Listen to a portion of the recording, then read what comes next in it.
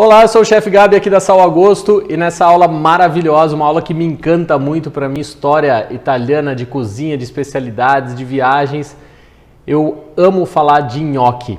Então, da onde que vem esse nome? Como que a gente pode variar essa receita? O nhoque é só o de batata? Será que eu posso fazer de outra maneira? Pode, e nós vamos mostrar todas essas variações numa aula muito bacana. Você vai poder deixar seus nhoques congelados, vai poder fazer nhoque fresco, vai colocar todo mundo na cozinha para se divertir, enrolar nhoque e o principal, criar as suas receitas. Como em toda aula aqui na Sal, a gente não passa só receita, a gente passa técnica, história e cultura, então aí você consegue criar os seus pratos. Eu tenho certeza que você vai amar essa aula. Vamos começar falando, como eu disse, de história, cultura e técnica.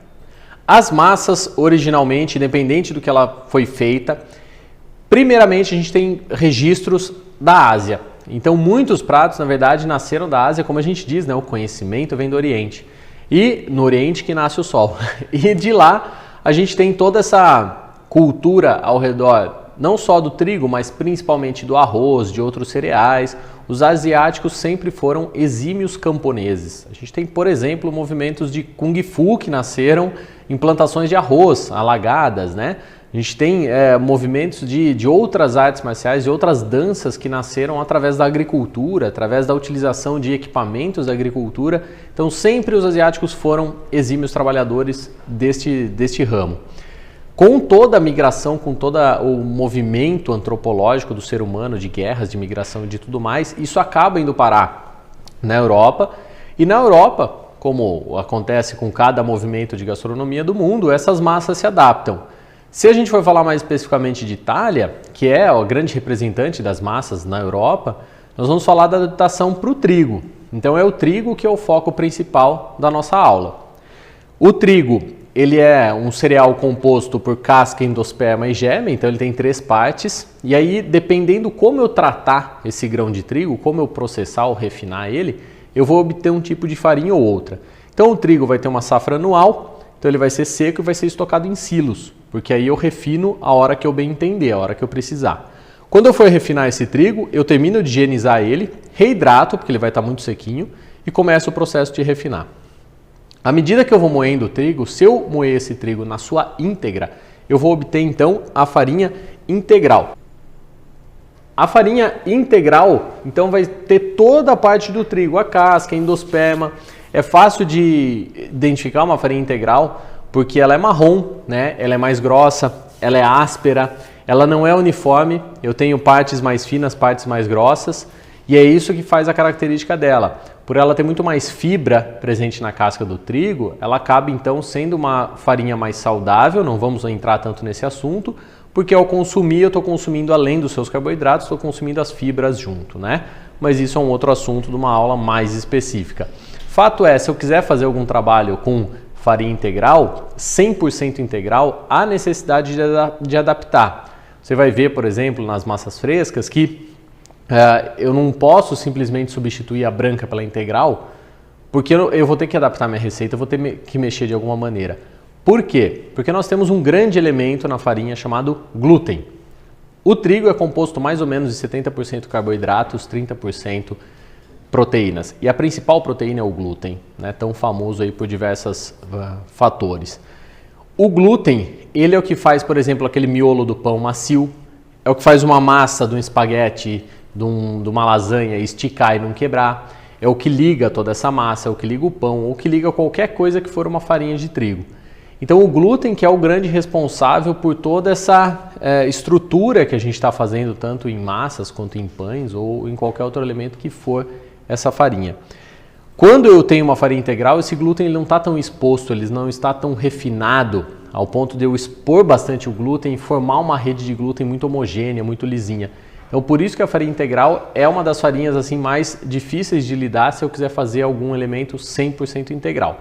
Mas depois a gente retoma esse assunto. Se eu continuar no meu processo, retirar a casca do trigo e continuar refinando ele, eu vou obter, por exemplo, a sêmola. Aqui eu tenho 2 tipos de sêmola. Você pode reparar que ela é mais amarelinha, ó, se eu comparar com essa outra farinha que está aparecendo aqui, ela é mais amarelinha. Essa é uma sêmola de grano duro moída na pedra.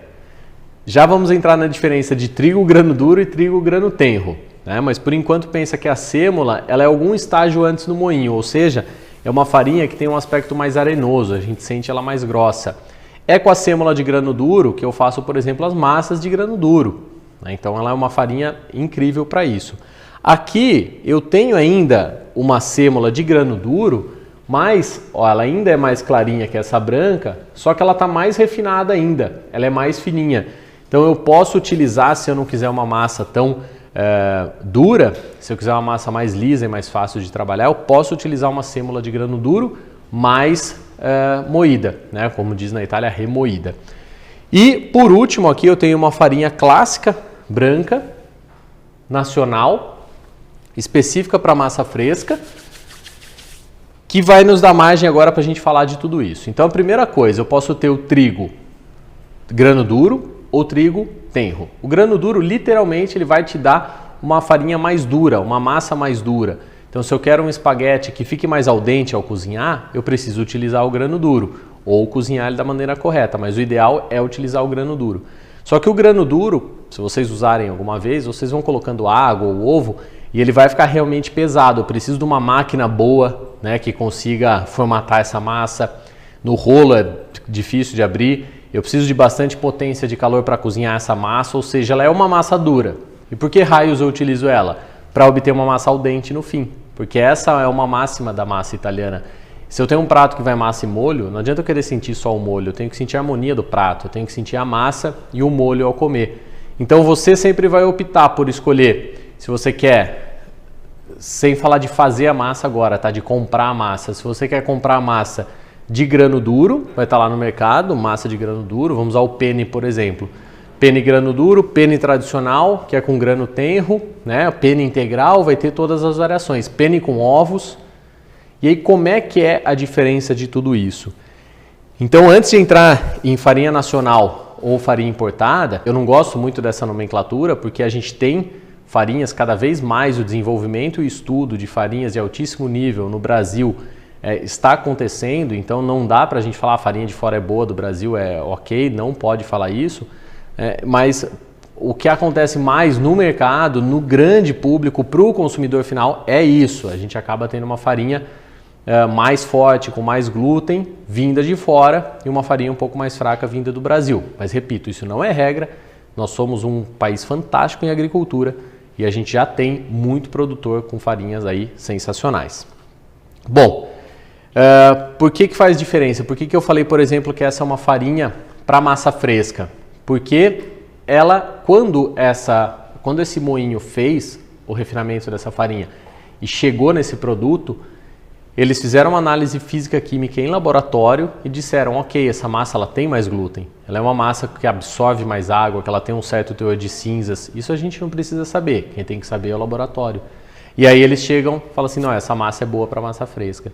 Então a primeira dica que eu tenho para você é, se você for no mercado e tiver lá um pacote de farinha escrito específico para massa fresca, compra essa que não vai ter erro. O que você pode encontrar no mercado também? Farinha grano duro para massa fresca. Lembra que vai te dar um pouco mais de trabalho para mexer, para misturar e um pouco mais de trabalho para extrusar e para cozinhar. Ok? Mas aí qual que é a diferença então quando eu vejo no mercado as massas secas? Por exemplo, vamos começar do primeiro caso. Penne grano duro, tá sequinho lá na embalagem do mercado. Se eu olhar atrás, vai ter um ingrediente só, farinha de grano duro. A gente pensa, tá, mas só tem farinha? Só. Porque um penne grano duro eu faço com a farinha grano duro e água. Misturo, passo na máquina e sai o penne. Por que ele é amarelo? De onde vem a cor amarela? Como eu mostrei antes, uma sêmola de grano duro é amarela. Então, naturalmente, eu vou ter uma farinha amarela. Tem empresa que acaba utilizando menos grano duro que deveria, ou um grano duro mais branco, e aí acaba colocando corante cúrcuma. Então, em algumas embalagens, vocês também vão ver escrito atrás. Farinha de grano duro e corante amarelo, ou corante cúrcuma. A segunda linha é ter o mesmo penne, só que de farinha normal, essa farinha branca. Só que aí pensa comigo, eu vou lá e faço uma sêmola de grano tenro normal, que é uma sêmola branquinha. Sêmola e água, que cor que fica a minha massa? Branca. Então quando eu tenho massas que não são grano duro e que são amarelinhas, pode ter certeza que atrás vai estar escrito corante, aí vai ter lá nos ingredientes. farinha de trigo, sêmola de trigo normal, não vai estar grano duro, né? Só sêmola de trigo e corante amarelo, ou corante cúrcuma, ou urucum. Quer dizer que é ruim ter corante? Não, são corantes naturais, não é um problema, mas é só você saber que não está consumindo uma massa amarela por ir ovos ou por ir farinha de grano duro, tá? Nesse caso, vai ser uma farinha de grano tenro, normal, que ficou branca, então foi necessário colocar o corante amarelo. Na terceira opção, eu vou ter massas com ovos. E aí a gente pensa, como que alguma coisa com ovo pode estar fora da refrigeração, na embalagem, na prateleira do mercado por tantos meses? Porque assim, uma massa tradicional, como a gente vê nas massas frescas, ela é misturada farinha e ovo, em diversas proporções, depende do que eu estou fazendo. Quando eu misturo farinha e ovo, eu obtenho a minha massa, abro, dou o formato que eu quero e show de bola. Esse ovo está cru, né? E ele está ali já aberto, já exposto. A chance dessa massa estragar se eu não trabalhar de uma maneira correta é muito alta. Mas na indústria e agora também para o público em geral, existe um negócio chamado ovo pasteurizado. Em supermercados maiores você vai encontrar umas caixinhas de leite ou em pó na prateleira, ou leite refrigerado, dizendo lá gema pasteurizada, clara pasteurizada ou ovo inteiro pasteurizado. Esse ovo pasteurizado passou por um processo, obviamente, de sanitização. Então as chances dele estragar são muito menores, muito menores. Claro, ele ainda está refrigerado, ele ainda pode, como qualquer alimento, estragar. Não é que ele nunca vai estragar. Na indústria se utiliza esse ovo pasteurizado em pó, na mistura, então coloca geralmente massas nacionais com ovos, de novo pessoal, geralmente, nada do que eu falar aqui é fixo, tá? Porque muda a marca, muda lugar, muda tudo. Mas geralmente marcas nacionais com ovos, eu tenho a farinha de grano tenro, não é grano duro, ovo pasteurizado, água na mistura, seco a minha massa, tiro a água e atrás vocês vão ver farinha, ovo e corante, provavelmente. Se eu não coloquei tanto ovo, vai precisar do corante. Posso ter farinha grano duro com ovos? Não é tão comum, pode acontecer e aí vai ser o mesmo sistema, o ovo lá. Ou vocês vão ter o pene integral, usando como exemplo o pene, né, que poderia ser qualquer massa. O pene integral, que é uma porcentagem da farinha branca que foi trocada por farinha integral. E aí não necessariamente eu tenho corante amarelo, porque ela vai ficar marrom, e aí eu posso ter um pene 100% integral, que foi feito com 100% farinha integral, ou simplesmente uma parte integral. Então é importante a gente saber porque se eu pegar, por exemplo, aquela massa que eu falei de ovos, é um trigo tenro, não é grano duro, né? Um grano tenro com ovos. Quando eu for cozinhar essa massa vai cozinhar muito rápido.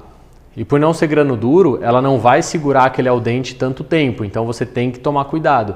Agora já se eu pegar uma massa grano duro, né, bem certinha, eu posso cozinhá-la por mais tempo, inclusive na embalagem vai dizer o tempo, que eu vou obter uma massa mais al dente para eu utilizar, tá? E aí a gente vai ter uma linha legal. Então, essa questão de escolher as farinhas, para mim, esse é o grande ponto alto da aula. Porque você sabendo o que você está comprando ou qual farinha você está usando para produzir a sua massa, isso muda completamente seu prato. Você vai saber como pré-cozinhar, vai saber como lidar com esse prato muito melhor, além de principalmente saber o que você está comendo. Então o que eu quero colocar aqui não é nenhuma regra, não é dizer grano duro é melhor que grano tenro, ovo é melhor que sem ovo. Não, eu estou aqui para passar as opções para você escolher efetivamente qual massa você vai utilizar, qual farinha você vai utilizar. Existem ainda algumas nomenclaturas de massa, vê que o assunto ele é bem complexo. No Brasil, eu posso ter 3 nomenclaturas de farinha. Farinha tipo 1, farinha tipo 2 e farinha integral. A farinha tipo 1 é a melhor farinha que o moinho produz, né? A farinha tipo 2 é uma segunda linha e a integral é a integral, não tem o que fazer. O complexo da coisa é que quando eu mudo de país, cada país tem uma legislação para farinha. Então, por exemplo, se a gente vai para o Uruguai, eu já tenho farinhas tipo 0. No Brasil, a gente nunca vai encontrar porque a lei não deixa chamar 0. Mas eu vou ter no Uruguai 0, 0, 0, eu posso ter 5 zeros numa farinha. O que significa lá isso? Quão moída ela é. Então a farinha 5 zeros, por exemplo, é um talco, ela é um pozinho super moída para algumas aplicações em específico. Se eu vou para a Itália, por exemplo, as farinhas 0 ou 00 são em relação à força. Então a farinha já forte é a 0, tem um certo glúten e um teor de cinza. Uma farinha 00 é mais forte ainda, tem mais glúten e mais teor de cinza. É a farinha indicada, por exemplo, para fazer a pizza napolitana, né? Que a gente tem aqui também uma aula específica de pizza napolitana. E aí a gente vai entendendo toda essa nomenclatura. Então, após escolher o que você quer usar, é importante saber a farinha de qual país você está comprando, para entender o que está escrito nela e saber o que você vai utilizar. Num grande resumo, Gabi, muito legal, gostei, obrigado por essa cultura, só que eu não quero ficar tão preso em farinha, eu quero simplesmente chegar, comprar minha massa e cozinhar. Aí você vai escolher a que você prefere, na prateleira do mercado, grano duro para ficar mais resistente, com ovos para ficar com mais cara de massa caseira, sem ovos por custo e grano mole, né, porque você vai ter uma massa aí mais barata, ou a integral, caso você queira aí uma alimentação mais integral. De resto, as farinhas também na mesma linha, você vai escolher qual que você quer para executar a sua massa e aí é só se divertir. Vamos para as receitas, vamos entender exatamente o que essa aula trouxe para nós e ver como a gente pode variar essas receitas e transformar em várias. Então vamos efetivamente agora para as receitas dessa aula deliciosa de nhoque, que é uma massa que encanta. Conheço gente que ama nhoque, que não gosta de massa nenhuma, mas só gosta de nhoque, que gosta dele mais molinho, que gosta de mais duro. Fato é, vamos entender a origem dele para ver o que a gente consegue fazer. Nhoque é o plural da palavra italiana gnocco, que significa caroço. Então, basicamente, é um caroço de massa. E eu não duvido que foi assim que nasceu. Existem vários contos, né? O nhoque do dia 29, várias histórias por trás do nhoque. Mas, se a gente for estudar a realidade, o que realmente aconteceu, ele muito provavelmente era uma comida de pobre, porque ele era basicamente algum vegetal, no caso a batata, com um pouco de farinha, e inclusive, em muitos casos, farinha só. Se empelotava farinha com água ou com ovo e aí cozinhava dentro da água com caldo, com alguma coisa assim, para o quê? Para estufar a família, para sustentar, para conseguir alimentar todas aquelas bocas. Mas o nhoque ele vai evoluindo, né? E a gente pode ter o nhoque clássico, que é o de batata, que para mim é o rei dos nhoques. A gente pode mudar esse tubérculo, pode mudar por outro tipo de vegetal. Pode inclusive fazer um nhoque de sêmola, né? A sêmola que eu falei no começo da aula, se você pegar aquela sêmola e cozinhá-la no leite, tá? Como se fosse uma polenta, vai virar uma massa dura, certo? Se você formatar essa massinha dura, ela já vai estar cozida, porque a farinha cozinhou no leite, né? Você formata, coloca queijo, manteiga e gratina, e você vai ter o nhoque de semolina alla romana. Então o nhoque romano é um pouco diferente, era um caroço que era uma grande massa cozida, que depois fazia os carocinhos, queijo, manteiga e gratinava. Então isso é o nhoque de sêmola. Então o nhoque, na verdade, se eu fizer um caroço de qualquer coisa, eu poderia chamar de nhoque.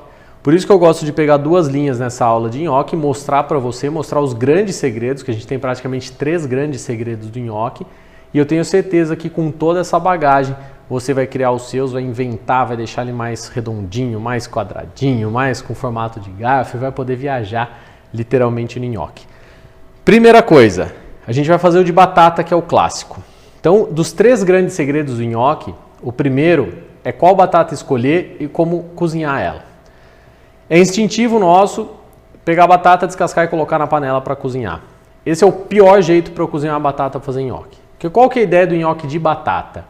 O ápice seria eu conseguir fazer um nhoque 100% batata, com pouquíssimo trigo. Só que se eu fizer isso e colocar para cozinhar, ele desmancha. Eu preciso do trigo para dar liga.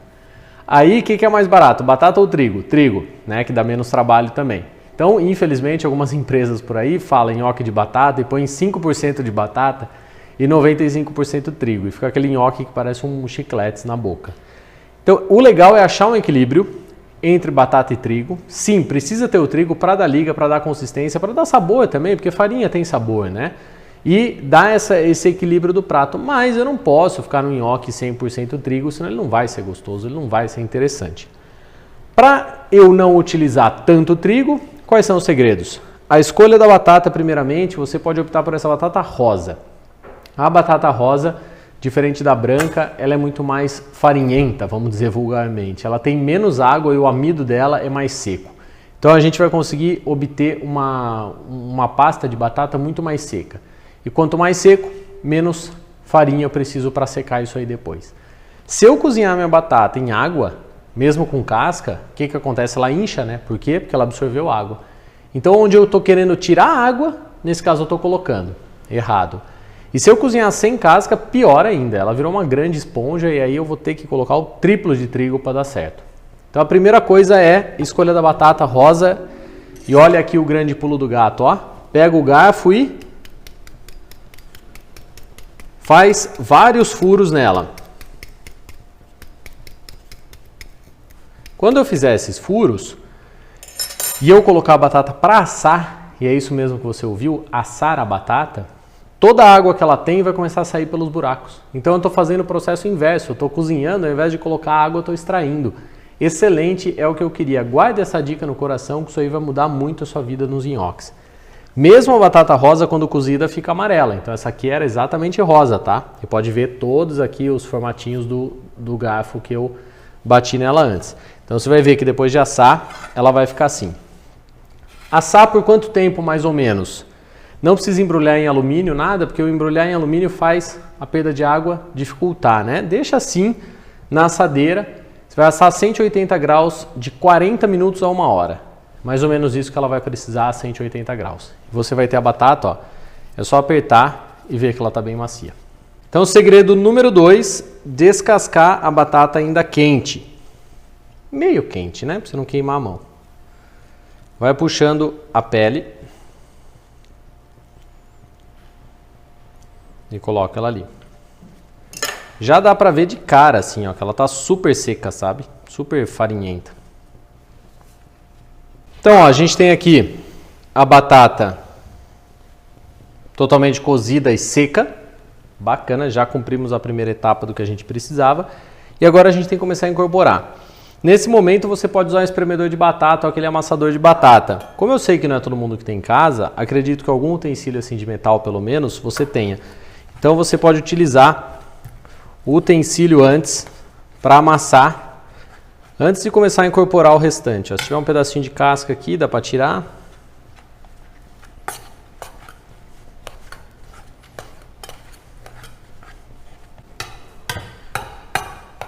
Então, ó, a gente segue amassando e uma hora a gente vai começar a obter um purê bem seco. Ó. Era o que a gente queria. Ótimo. Então, o que é importante agora? A gente vê quanto de batata a gente tem, porque uma coisa é pesar a batata antes, mas ela pede água no forno, a gente descasca, pede uns pedacinhos dela. Então, eu preciso saber quanto purê de batata eu tenho para calcular a quantidade da minha farinha. Vou pesar esse aqui. Aqui eu tenho exatos 300 gramas de purê de batata. Se você olhar na nossa receita, a gente sugere 50% de trigo. Esse 50% de trigo, nesse caso 150 gramas, seria o máximo que eu iria utilizar para o meu nhoque. Deixa eu ver quanto de trigo eu tenho aqui. Aqui eu tenho 100. Então eu acredito que esse 100 eu vou conseguir fazer, eu não vou precisar chegar no 150, que seria os 50%. Por que essa diferença? Porque tudo depende de como você está fazendo. Caso você não encontrou batata rosa, você vai usar a branca. Naturalmente a branca já vai pedir mais farinha. Caso você tenha errado e tenha cozido na água, vai usar mais farinha. Então eu sempre coloco o limite da receita. Nesse caso o limite é 50% de trigo. Se você conseguir dar liga com menos, show, vai ficar ótimo. Nós vamos temperar a batata com sal. Vamos colocar noz moscada, que dá um gosto fantástico no nhoque. E vamos colocar gema. Aqui está o segredo número 2. Embora você vai ver que na outra receita a gente coloca o ovo inteiro, se você quiser um nhoque muito bom com pouquíssima farinha, você utiliza somente a gema e não o ovo inteiro. Isso vai te trazer menos água, por consequência, menos trigo necessário. E agora eu vou acrescentando esse trigo aos poucos, para ver até onde a gente precisa ir. Enquanto isso, o que eu vou fazer? Eu vou deixar uma manteiga escurecendo. A gente vai fazer uma manteiga negra. E a manteiga negra, o legal é que não é simplesmente uma manteiga queimada. Em italiano seria burro nero, em francês beurre noir. É uma manteiga negra porque a gente queima os sólidos do leite dela e a gordura não. Então ela continua com um detalhe de gordura assim super saboroso, só que a intensidade de queimadinho, de defumado, vem dos sólidos do leite. Como é que a gente faz isso? Coloco a minha manteiga aqui, ligo o fogo, vou deixar primeiro ela derreter, posso deixar em fogo alto, e depois eu vou baixar o fogo. E assim eu separo as duas fases da manteiga, embaixo queima, em cima não. É muito bacana. Ó, aqui eu tô percebendo que eu já tô com uma massa bem interessante já de nhoque, ó. Mas eu sinto que ela tá muito úmida ainda, ó, tá pegajosa na minha mão. Então realmente eu vou continuar agregando um pouco mais de trigo.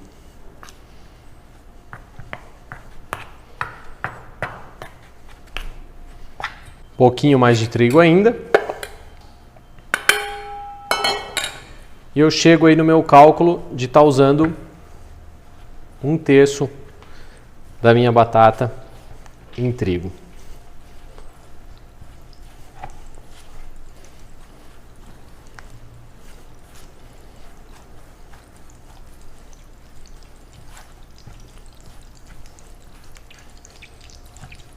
Olha que legal, nossa manteiga está derretendo e a nossa massa aqui ficou homogênea. Então nós usamos nesse caso, ao invés de 50% de trigo, 30% de trigo. Estou com uma massa linda de nhoque. Vou deixar ela paradinha aqui e vou fazer a segunda. Enquanto isso, a nossa manteiga derreteu, eu vou baixar completamente o fogo. Vou deixar ela nessa chama menor aqui, separando e derretendo e queimando devagarzinho. O segundo nhoque que eu quero passar para você, que você poderia fazer de aipim, de mandioquinha, fica todos uma delícia. Eu escolhi a abóbora cabotiá, que é aquela abóbora verde. E olha que coincidência, né? O que eu fiz com a abóbora? Eu cozinhei na água? Negativo. A abóbora já tem uma quantidade de água muito grande. Se eu cozinhar na água, pior ainda, ela vai virar um purê. Então eu asso no forno, ó, com a casca e tudo, eu só dei um talho nela no meio e coloquei para assar no forno. Eu coloquei para assar junto com a batata, os mesmos 40 minutos a 1 hora a 180 graus. Dá o mesmo resultado. Tiro da casca, fica até bonito isso aqui, sei lá, servir com alguma coisa depois. E eu tenho o miolo dela, o purezinho da moranga para eu utilizar. Vou fazer o mesmo processo da batata, só que nessa receita eu vou usar o ovo inteiro. E aí você vai ver a diferença, que a gente vai ter que usar muito mais trigo, né?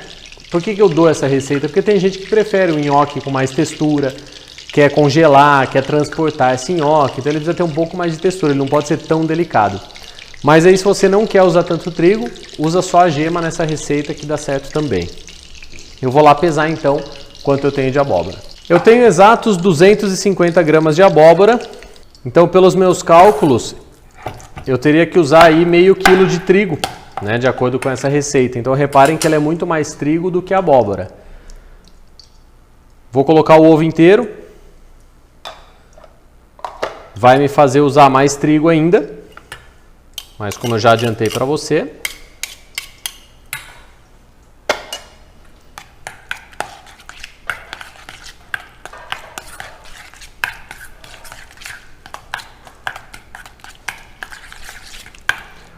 Olha a minha manteiga que legal, ela parou de ferver e ela está começando a escurecer na parte de baixo.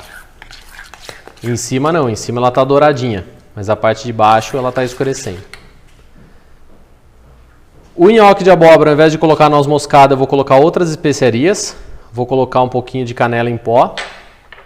Vou colocar açúcar mascavo, que isso agrega um sabor muito legal nela, um docinho muito bom. Vou colocar sal também, obviamente. E pimentinha moída. Esse nhoque fica uma delícia se você servir com um ragu de carne seca, por exemplo. Ou um molho de camarão, né? Coisas que naturalmente já combinariam com abóbora, ficam muito boas aqui. E agora eu vou colocando, vou ver quanto de trigo eu tenho.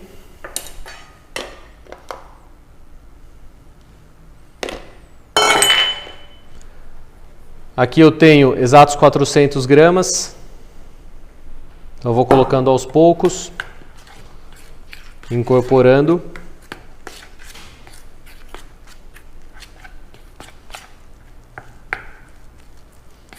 Para como ela absorve muito mais a farinha.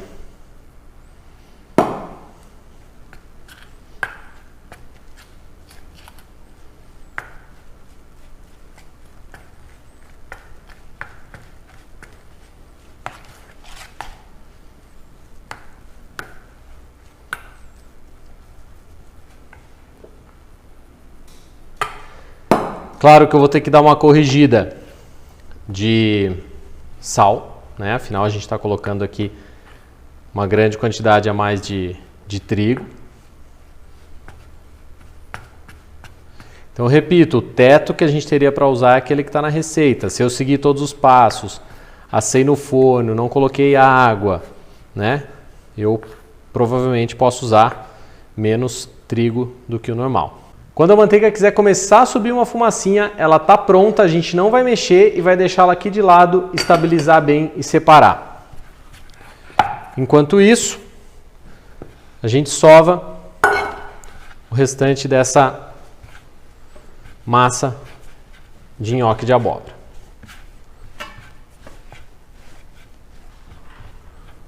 Um pouquinho mais de trigo aqui. E aí já tá bacana. Então, ó, eu não usei todo ele, porque eu segui todos os passos que eu tinha da minha receita. Então eu consigo utilizar menos trigo possível. Tá, Gabi, mas como é que eu sei a textura? Como é que eu sei quanto trigo eu tenho que colocar? Testando. É a única maneira. Como eu não sei a abóbora que você está usando, como você cozinhou, nada, é só testando. É a única maneira. Eu vou dar uma geral na minha bancada para eu poder abrir os nhoques e a gente fala mais sobre isso. Então aqui a gente trabalha com a bancada polvilhada. A água para cozinhar o nhoque ou qualquer massa é sempre abundante, água fervente e salgada. Então assim, ó, eu coloco óleo, jamais óleo é errado na massa, qualquer tipo de gordura, a gordura não ajuda em nada. Ah, mas se eu não puser gruda, não gruda. Tá grudando porque você está usando pouca água e não está deixando ferver. Não gruda, não pode colocar óleo. O óleo lubrifica a massa e não deixa o molho agarrar na massa. E o prato de massa ele tem que ser um composto, né? Ele tem que ser uma mistura do molho com a massa, levar aquilo para a boca, tornar saboroso e não simplesmente ser uma coisa e outra no mesmo prato. O sal é importantíssimo.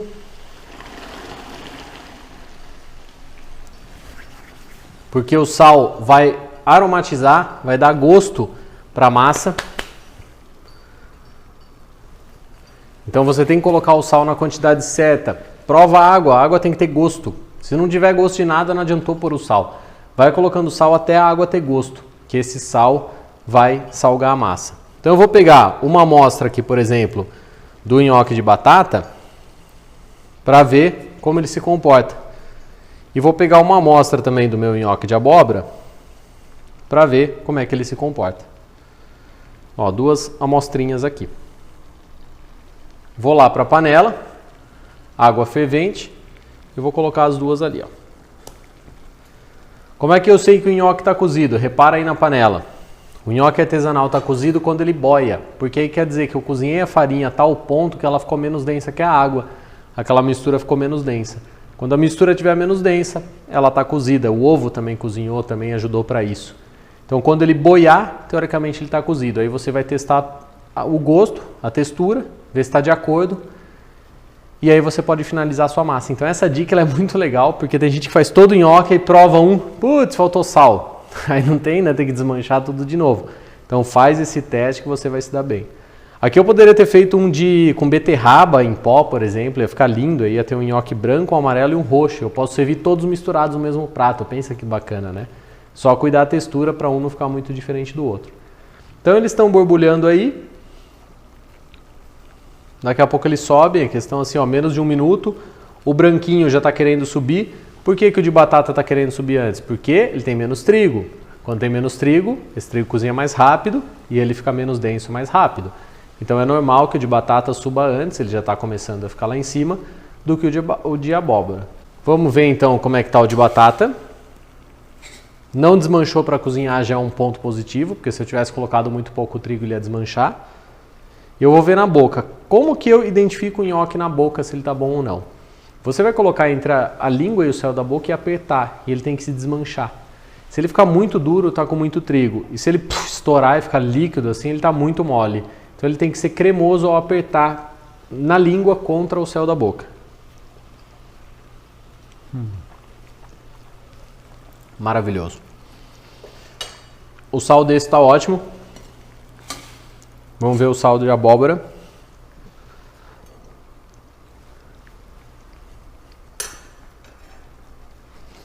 Muito bom. Um pouquinho mais de sal aqui.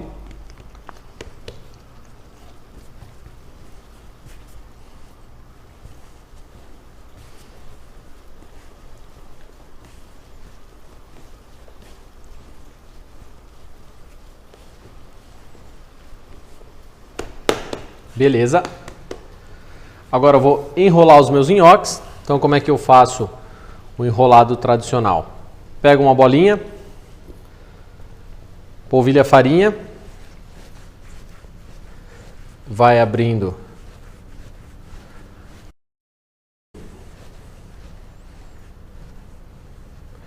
Se você deixar ele mais grosso agora, tem que cortar menor. Se você deixar mais fino, dá para cortar maior.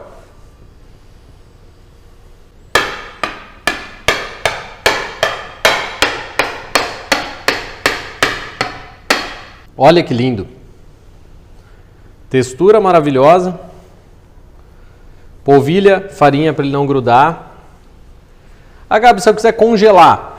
Bom, se você quiser congelar, você tem que primeiro congelar eles tudo soltinho numa assadeira, sem um estar grudado no outro, senão eles vão congelar numa maçaroca só. E aí depois que eles congelarem soltos, você tira do freezer e ensaca, porque eles vão ser pedrinhas duras, eles não vão mais se misturar um com o outro.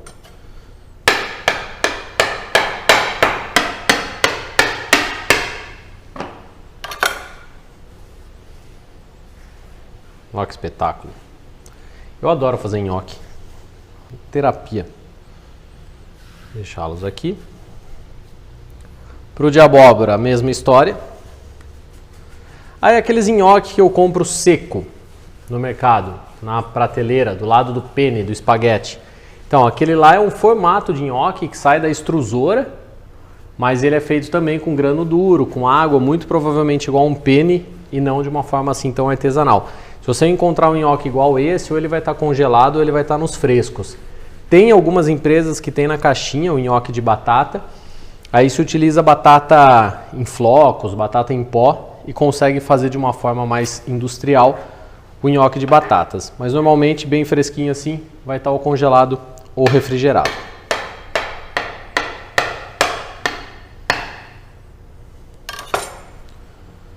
Esse aqui eu vou fazer ele um pouquinho maior até do que o outro. Fica mais legal.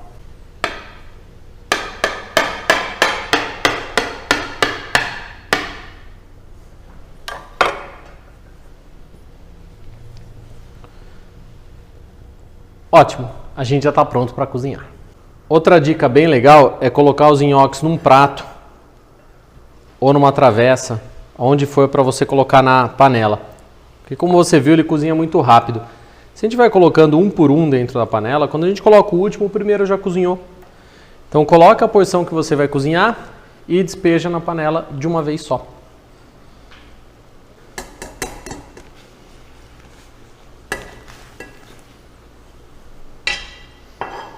Não mexe muito no começo, deixa ele começar a cozinhar um pouquinho para você mexer. Eu vou aquecer aqui para nós um ragu. Esse ragu é o ragu bolonhesa, que não é simplesmente carne moída com molho de tomate não, ele tem toda uma história, uma técnica por trás. Se você quiser conhecer bastante, tá lá na aula de lasanhas, a gente faz um ragu bolonhesa incrível, esse aqui mesmo. Agora eu posso dar uma mexidinha no nhoque.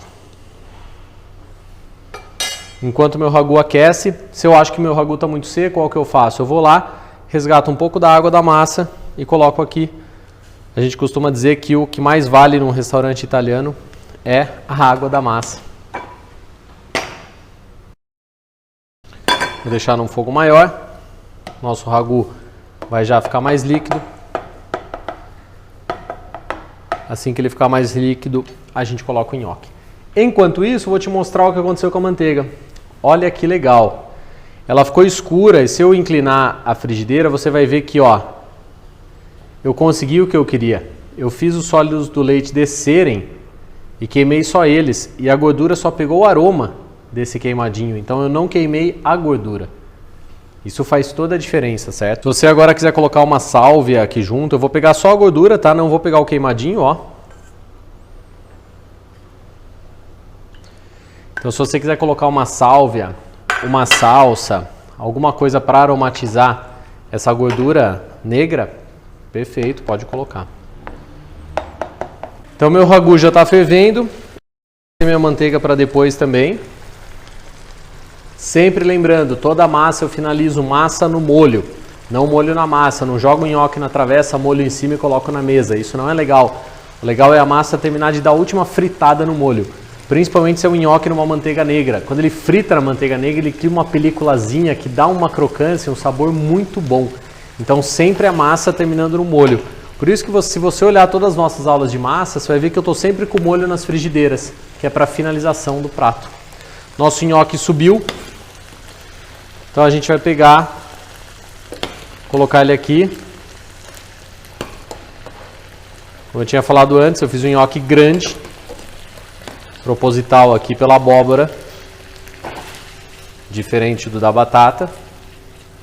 E a gente vai deixar então ele dar essa última fritada nesse ragu maravilhoso que a gente tem aqui. Enquanto isso eu vou pegar o outro nhoque.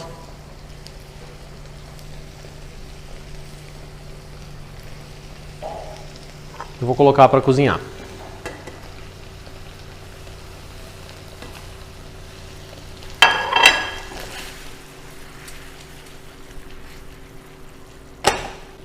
Ó, dá a primeira mexida aqui no nhoque para ele não grudar, para ele não se perder.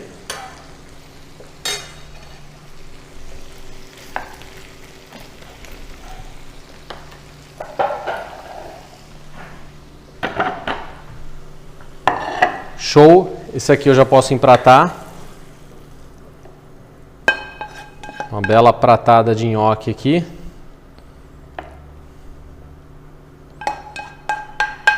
Finalizo com um bom parmesão ralado em cima.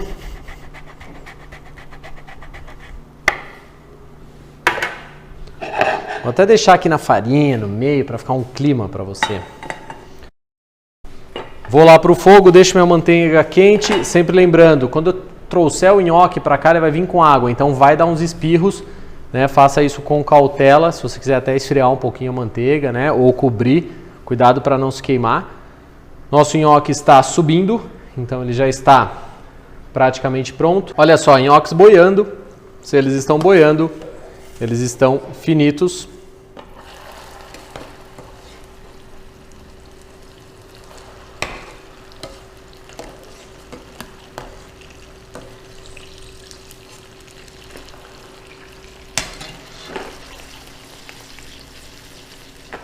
Aquela fritadinha que eu disse antes, importantíssima.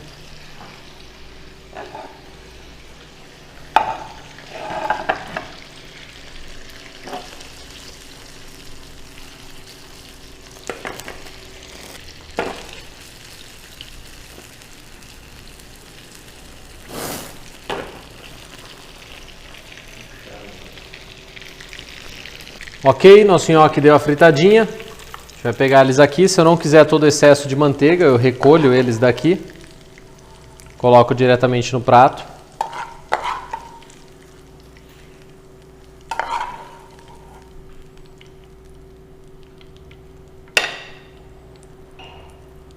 Como eu falei, esse aqui representa muito a Itália, porque ele é muito simples. Ao mesmo tempo de uma complexidade muito legal. Um pouquinho da manteiga para ser meu molhinho. O queijo ralado. Importante, o parmesão nessa receita faz uma diferença grande. E voilà! Olha aqui, 2 pratos muito legais. Fáceis de fazer, porém com os segredinhos que eu contei para você, todos eles. Né? Quer fazer um nhoque maior, menor, quer fazer um nhoque recheado, pega essa massa, abre como se fosse uma coxinha, coloca queijo, coloca alguma coisa, fecha e faz 1 ou 2 nhoques no prato recheado, fica uma delícia também, fica muito bom. Pessoal, imaginação, a técnica vocês têm, vocês sabem agora substituir o elemento, sabem se querem utilizar ovo inteiro ou gema para ter uma consistência mais elástica, que dure mais, ou uma consistência mais delicada, sabem que o que está na receita é o teto da farinha. Então, quanto mais coisas certas vocês fizerem antes, menos daquela farinha você vai utilizar. Importantíssimo testar esse nhoque e depois dar uma fritadinha, seja no molho que for. E aqui vocês vão arrasar, dá pra fazer uma noite de nhoque, 3, 4 molhos diferentes. Não tenho dúvida que essa receita vai realmente marcar a cozinha de vocês.